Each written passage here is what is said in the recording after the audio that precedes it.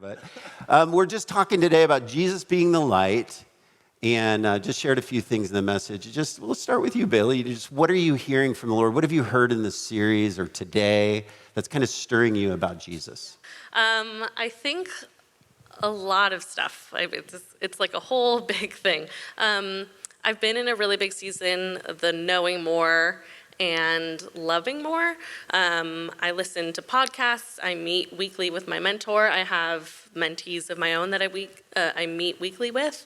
And being able to just kind of have that background knowledge and answer questions and sit in problems with people. Even the other day, I was practicing the whole name drop thing, and it's awkward at first. And you're like, how do I do this? Tell me, Jesus, help. And we were just having a conversation, and I was like, well, Jesus heals. Jesus does this. God heals. And then working with the 5th and 6th graders, there's a lot of questions that come up. They asked me, why is darkness bad? And they were talking about the physical darkness, like why do we equate physical darkness with bad? And so then we had the conversation of, a speck of light lights up a whole room. And so I think it's really cool just kind of seeing everything we're talking about in service kind of weave into life and our everyday. That's awesome. Thank you. Thank you so much.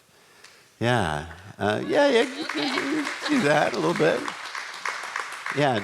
Anything drop for either of you, Sheila or Ben, just even today and worship just on your heart? Totally. I had something planned I wanted to say, and then I just felt God moving over there, so I'm like, I'm going to try something different. Let's see how this goes.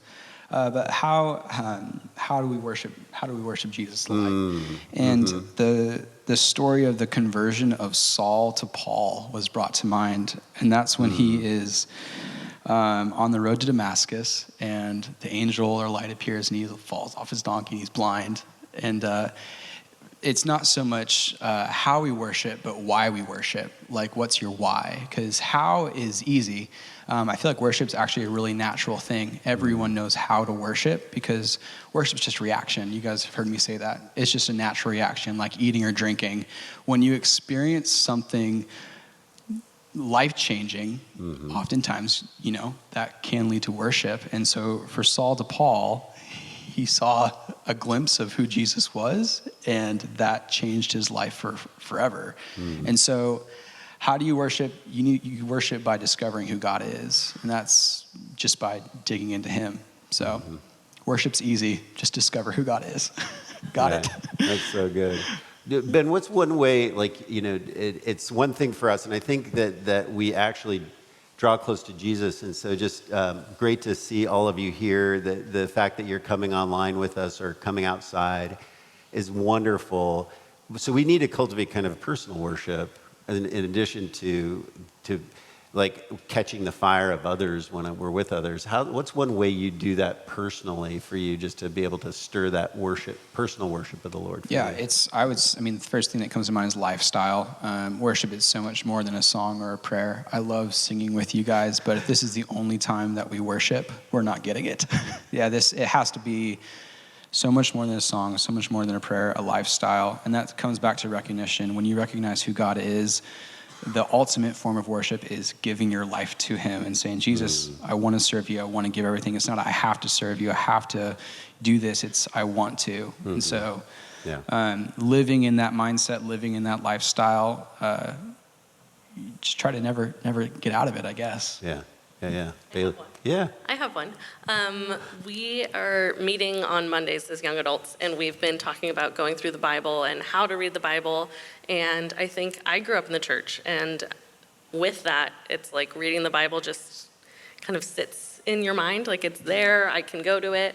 But we've been talking about reading the Bible as an active worship and as an active submission, which is something that's hard for me because it's just, I'm busy, I got stuff to do, gotta go in the morning.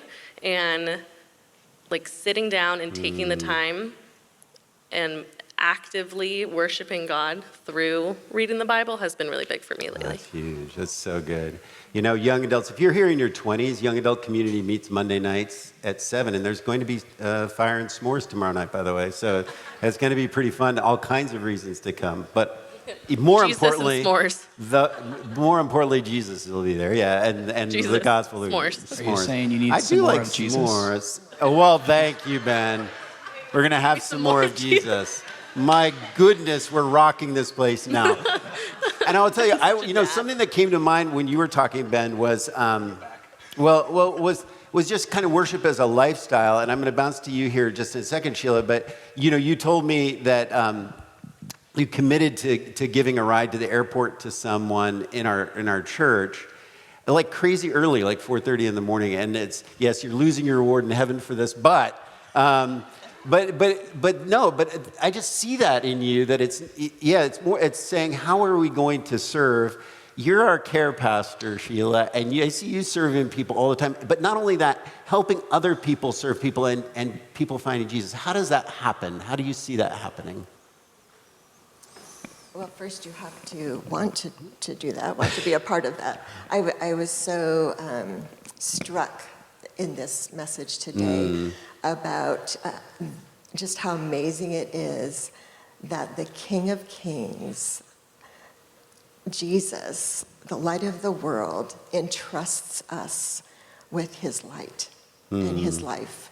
And as we reach out to those that he loves and cares for, the poor, the hurting, the downtrodden, just so many of his people, the ones that he loves, are hurting. And as we see the need and think, okay, he wants me to be his hands and feet. He wants me to be his heart for that person. As we acknowledge that first and then step out, then he makes the way for us to be that light. And for me personally, it's not just doing the obvious, but it's going the extra mile when he really is, when Jesus is lifted up and they know that's not Sheila, that's Jesus. So Yeah, we have a number of you who are engaged in that kind of care ministry to the poor. Everyone. And there's room for you.